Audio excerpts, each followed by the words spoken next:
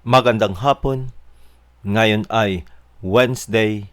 Welcome sa Lotto Result Today PH.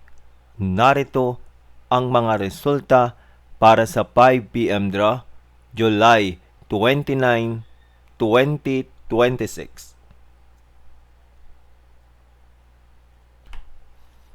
Para sa resulta ng 2D Lotto, 14 at 1.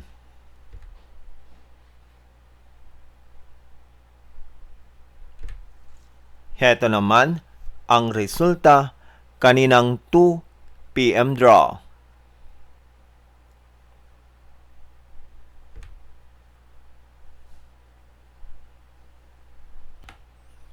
Para sa resulta ng 3D Lotto, 8, 7, at 3.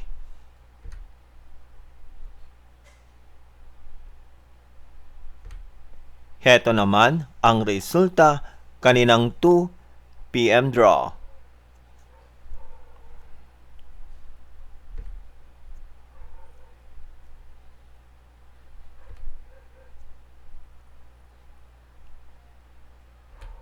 At yan ang mga resulta ngayong 5 p.m. draw ng Wednesday.